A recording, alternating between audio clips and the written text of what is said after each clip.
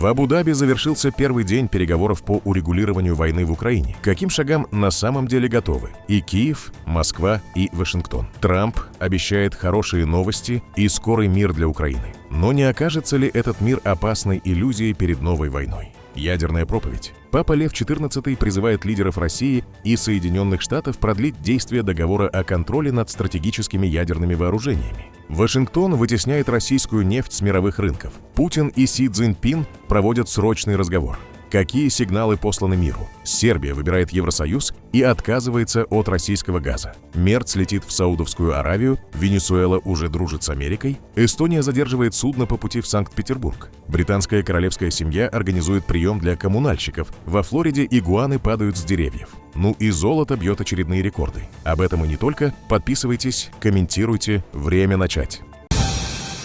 В Абу-Даби завершился первый день переговоров по урегулированию войны в Украине. Диалог между Киевом, Москвой и Вашингтоном продолжится завтра. Как сообщили в Министерстве иностранных дел Украины, текущий раунд сосредоточен прежде всего на военных вопросах. В Киеве рассчитывают получить от российской делегации конкретную реакцию на темы, поднятые на предыдущих встречах, а также понять, к каким шагам на самом деле готовы и Москва, и Вашингтон.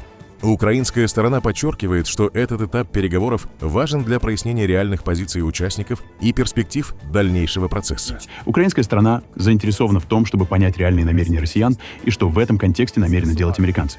Я надеюсь, что это будет успешно. В российском МИДе уже заявили, присутствие войск коалиции желающих в Украине после мирного соглашения неприемлемо для России. Этот контингент будет рассматриваться Москвой в качестве законной военной цели. Пресс-секретарь Кремля Дмитрий Песков утверждает, Россия будет продолжать войну, пока Киев не примет решение. Россия продолжает специальную военную операцию. Двери для мирного урегулирования открыты. Россия сохраняет свою открытость. Но пока соответствующее решение киевским режимом не принято, специальная военная операция продолжается. Трехсторонние встречи проходят на фоне ударов по украинской энергетике. Накануне президент Украины Владимир Зеленский заявил, что Россия воспользовалась предложенным Соединенными Штатами энергетическим перемирием, чтобы накопить боеприпасы, и нанесла удар рекордным числом баллистических ракет. На этом фоне Украина отвергает требования России уступить оставшуюся часть Донбасса, территории, которые Москва не смогла захватить за 4 года боев. В Киеве настаивают. Такие вопросы могут обсуждаться только на уровне лидеров государств. Дональд Трамп обещает хорошие новости и скорый мир для Украины, но The Telegraph бьет тревогу. Такой мир может оказаться опасной иллюзией. По версии издания, стиль переговоров Трампа с Москвой и Киевом скорее замораживает войну, чем завершает ее, и создает почву для нового, еще более жесткого конфликта. Журналисты отмечают, что Трамп стремится к соглашению любой ценой, усиливает давление на Киев, подталкивая к территориальным уступкам, и одновременно делает жесты навстречу Кремлю, предлагая компромиссы ради прекращения огня. В результате Украина рискует остаться без надежных оборонных рубежей, а Россия – получить паузу, чтобы перегруппироваться и вернуться к силовому сценарию позже. Критики предупреждают прямо. Если итогом станет лишь временное затишье без четких гарантий безопасности для Украины, это будет не мир, а отсрочка следующей войны. Пока дипломаты торгуются, подчеркивает The Telegraph, на линии фронта почти ничего не меняется, и риск нового масштабного обострения остается крайне высоким. В Министерстве обороны России фактически опровергают слова Дональда Трампа о сроках так называемого энергетического перемирия.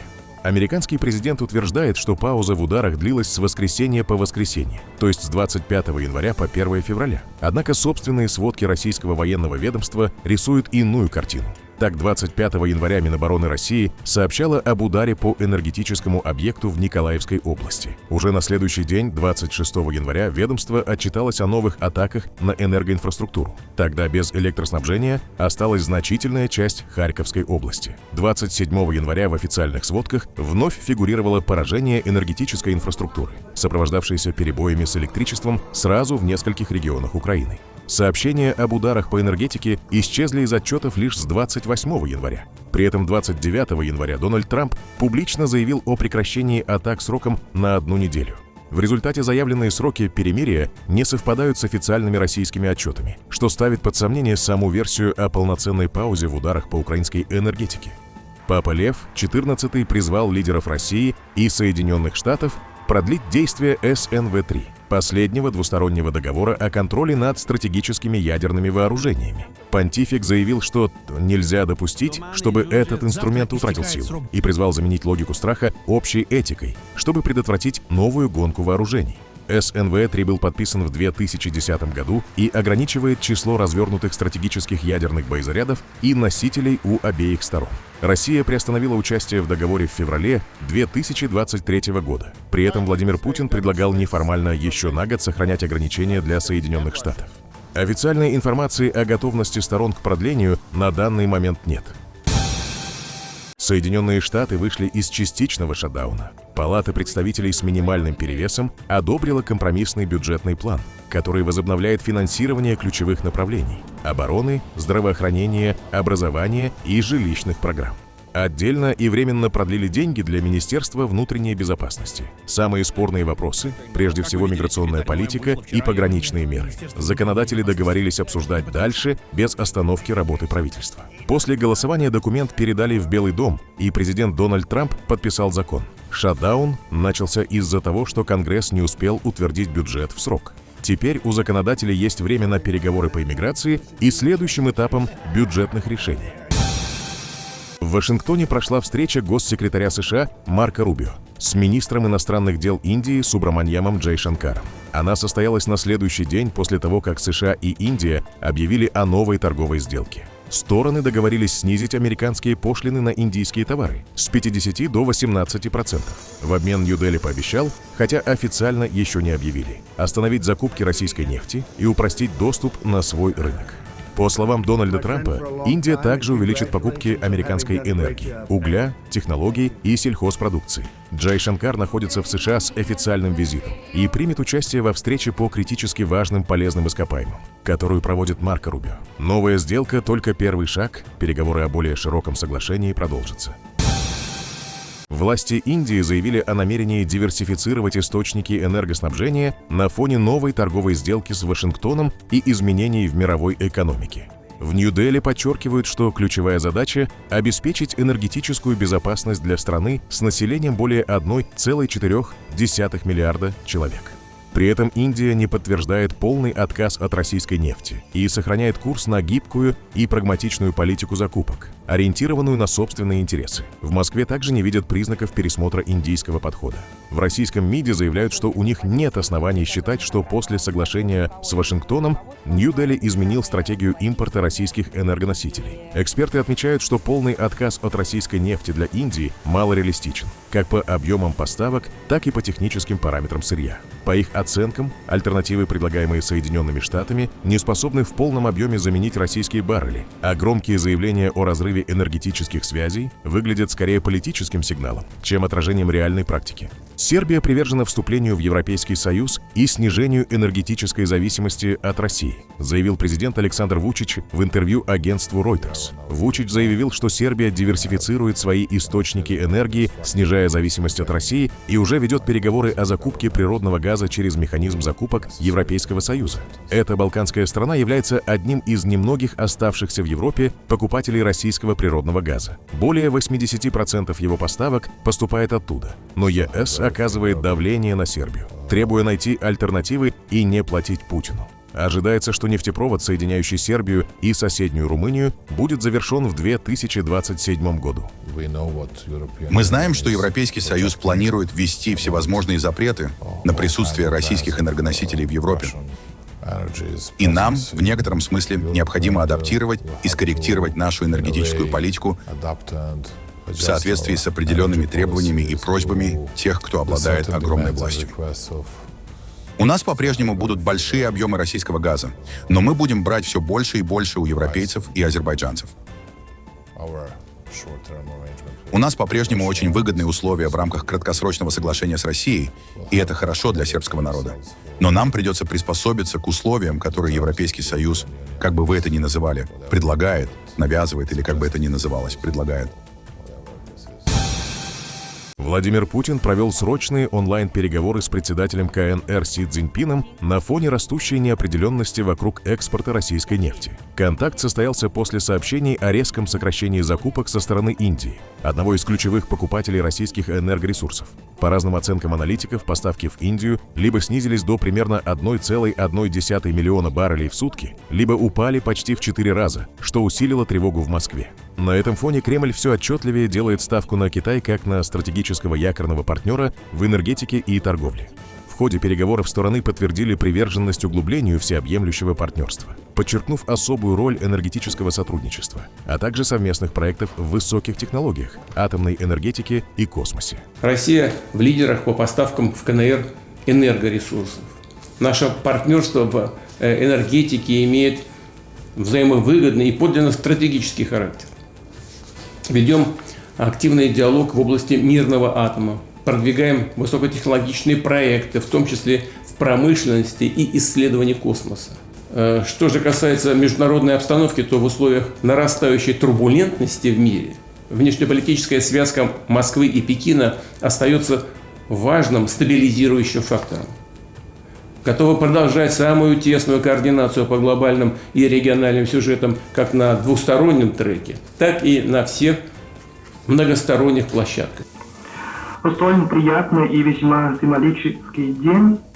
С удовольствием с вами провожу углубленный разговор, вместе разработать новый грандиозный план развития двусторонних отношений. Важно воспользоваться исторической возможностью, постоянно углублять стратегические взаимодействия, вместе нести ответственности крупных держав во имя непрерывного развития китайско-российских отношений по правильной траектории. Контакт прошел на фоне сложной международной обстановки и роста глобальной турбулентности. Москва и Пекин дали понять, что намерены усиливать координацию во внешней политике и рассматривать двустороннее взаимодействие как фактор стабильности. В регион Ближнего Востока вошла американская авианосная ударная группа во главе с авианосцем Эбрахам Линкольн. Переброска сил призвана усилить защиту военнослужащих Соединенных Штатов и сдержать возможные угрозы на фоне обострения вокруг Ирана. Одновременно, по данным Axios, администрация Дональда Трампа согласилась на просьбу Тегерана перенести переговоры из Турции в Оман. Ожидается, что консультации по иранской ядерной программе состоятся уже в эту пятницу. При этом обсуждается и возможное участие представителей арабских и мусульманских стран региона. При этом ранее Тегеран заявил, что хотел бы провести со Штатами прямые переговоры, без посредников и наблюдателей. Эстония задержала в своих территориальных водах контейнеровоз Baltic Spirit под флагом Багам. Судно шло из Эквадора в Санкт-Петербург и, по данным таможни, может быть связано с контрабандой. Сейчас оно на якоре у Таллина. Идет проверка груза. Власти подчеркивают, под санкции судно не попадает. В Каракасе исполняющая обязанности президента Венесуэлы Делси Родригес заявила, что в последние дни провела телефонные разговоры с Дональдом Трампом и госсекретарем Марко Рубио. По ее словам, даже при разногласиях сторонам нужен диалог на основе уважения и международного права. А у Штатов и Венесуэлы есть давние связи и шанс договориться о рабочей повестке. На фоне этих заявлений в столице прошел массовый марш сторонников власти. Участники потребовали освободить Николаса Мадуро и его жену Силию Флорес спустя месяц после их задержания американскими военными. Акцию организовала правящая партия при участии боливарианского ополчения. Демонстранты вышли с плакатами и портретами Мадуро, обвиняя Вашингтон во вмешательстве и похищении руководства страны. В Эр-Рияд с официальным визитом прибыл федеральный канцлер Германии Фридрих Мерц. Это его первая поездка в страны Персидского залива в статусе главы правительства. Основная цель визита – экономическая. Перед вылетом Мерц заявил, что рассчитывает активизировать инвестиции саудовских государственных фондов в немецкую экономику. Сейчас товарооборот между Германией и Саудовской Аравией составляет около 11 миллиардов евро и продолжает расти. Немецкие компании уже активно участвуют в крупных инфраструктурных проектах королевства, в том числе Siemens, задействованная в строительстве метро в Эр-Рияде. Канцлер также намерен затронуть тему прав человека, но подчеркивает, что ключевой акцент сделан на экономике и стратегическом диалоге. Мерц выступает за возобновление переговоров о зоне свободной торговли между Европейским Союзом и странами Персидского залива. Визит продолжится поездками в Катар и Объединенные Арабские Эмираты. Канцлера сопровождает представительная делегация крупнейших немецких корпораций, включая Airbus, Uniper и DHL. В центре Парижа в агентстве по скупке золота Comptoir National de l'Or наблюдается настоящий наплыв клиентов на фоне рекордного роста цен на металл. Золотые слитки и монеты включая 100-граммовые слитки стоимостью свыше 14 тысяч евро и монеты по 5 тысяч евро, привлекают продавцов со всего города. Среди них оказалась пожилая пара Кристин и Виктор Вера, решившие продать украшения покойной матери. Директор агентства Жюли Бойзо отмечает, что поток клиентов заметно увеличился. Люди ищут безопасные активы в условиях геополитической нестабильности и роста мировой напряженности. Только за прошлый год выручка компании выросла на треть, а цены на килограммовые слитки за последние 2 года поднялись на 50%. Семья Вера получила за свои украшения более 1000 евро. Средства планируют использовать для поездки или помощи дочери. Эксперты подчеркивают, несмотря на исторические максимумы, неопределенность рынка сохраняется, и многие советуют подождать с продажей, ожидая дальнейшего роста цен. В понедельник в Лондоне в Сент-Джеймском дворце король Чарльз и королева Камилла провели прием в честь людей, на чьих плечах держится жизнь городов. Во вторник, 3 февраля, они пообщались с сотрудниками муниципальных и региональных служб и выразили признательность за их работу в кварталах и населенных пунктах. Среди 350 приглашенных были эксперты по общественному здоровью, специалисты социальной сферы, руководители школ и команды, помогающие защищать женщин от насилия. Король и королева прошли по залам, разговаривали с гостями и внимательно слушали истории с земли. Эта встреча стала простым спасибо за их ежедневные усилия. На склонах итальянского вулкана Этна швейцарские исследователи протестировали четвероногого робота «Анималь». Его миссия – самостоятельно находить и изучать газовые выбросы, которые могут служить сигналом о приближении извержений. Платформа получила масс-спектрометр и набор сенсоров, а манеру передвижения ей поставили с применением искусственного интеллекта и подкрепляющего обучения. В тяжелой среде, на песке, среди камней и рядом с кратерами устройство продемонстрировало автономность вплоть до 100%. Ученые считают, что подобные роботы снизят опасность для людей и сделают наблюдение за вулканами точнее. Во Флориде внезапный холод вызвал странное зрелище. Игуаны начали сыпаться с веток. От низких температур эти холоднокровные рептилии цепенеют и на время утрачивают подвижность. Видео и фото сделали в Майами и округе Бровард в первые дни февраля. На газонах и дорогах можно увидеть десятки лежащих без движения игуан. Эксперты поясняют, при охлаждении обмен веществ у них резко замедляется. Однако чаще всего животные не умирают и приходят в себя, когда воздух снова прогревается. Для Флориды такое похолодание – редкость. На юге штата ощущаемая температура с учетом ветра падала примерно до минус 6 градусов Цельсия. Этим воспользовались охотники на игуан. Всего за несколько суток они собрали свыше 1500 особей. Зеленых игуан относят к инвазивным видам, и к местной фауне они не принадлежат.